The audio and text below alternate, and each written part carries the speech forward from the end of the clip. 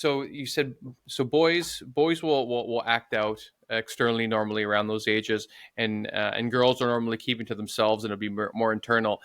It seems like after in adulthood that kind of switches, whereas they say depression is more highly documented in women because women are saying, yeah, I'm sad, they're going to go to therapy, they're talking to their friends, etc., whereas boys or men go a lot more insular, they stay by themselves, they never get therapy and all of these things.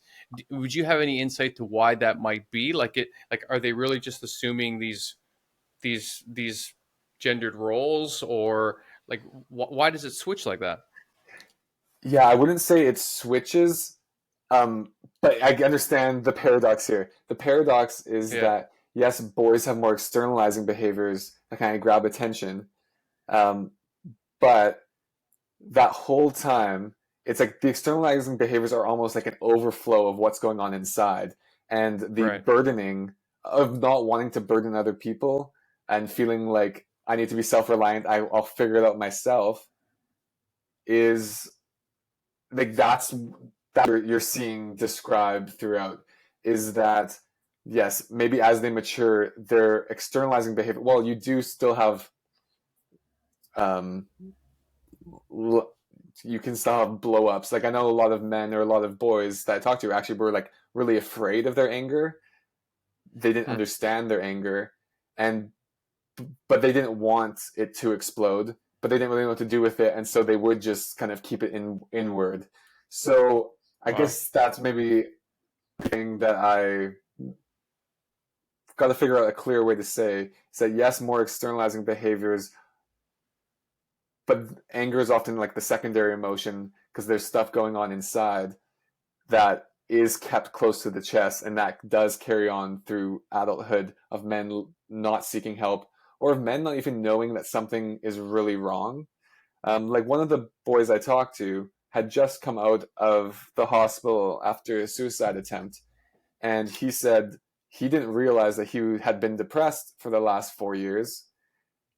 He said he's like, I just thought it was puberty, that something was going on. I didn't realize what it was. I was like, maybe this is just what everyone else goes through. Didn't want to burden Oh, anyone. Didn't want to be judged for it. Didn't want to be thought of as weak. And so he didn't talk to anyone about it. And it wasn't until things got like life and death that he fortunately would realize, oh, there's more going on here.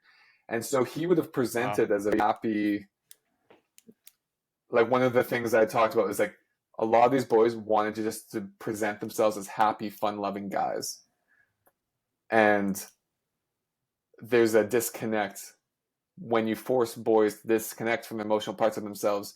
You have these compartmentalizations where you might have externalizing behaviors, but you have all of these inner, deep, rich emotional worlds and feelings that they may not know how to get space from or how to unpack that throughout their lives. And so how from all the research you've seen and all the boys you've spoken to and taught and researched, where can we start to undo all this damage that we seem to be doing? I don't know if it's society based, or like it does seem to be more pronounced in religious areas like the church, as you were kind of alluding to. But how overall, how can we start to help these boys from the outset? Were you able to establish any of that through your work? Wasn't the focus of my interviews, but I have tons of thoughts on that from my other research I've done. It was like, this is kind of the disappointing answer, but one is we got to start with ourselves. Because teenage boys, I guess this actually was from my research, is that teenage boys cared very little about what they were taught and told about masculinity or emotions. They Hmm. cared what they were shown and what they observed the people, the adults in their lives, actually their relationships with emotions and masculinity and things like that. So all of us, I think, male role models, adult males in their lives have maybe more of an onus, but it's not limited to just adult males. Is that we need to work on ourselves. We need to reassess some things that we grew up learning and unlearn them, but also help have more intentional demonstrations with the teenage boys, with the younger boys in our lives.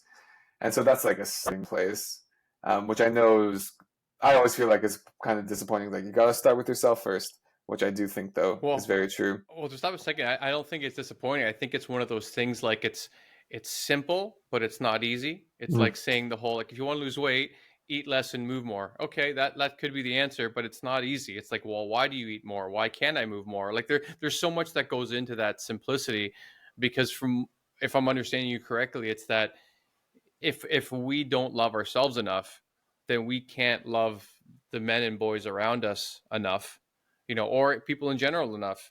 And then they see that we can't do that. They think that that's how they have to be, and it becomes this brutal cycle that continues.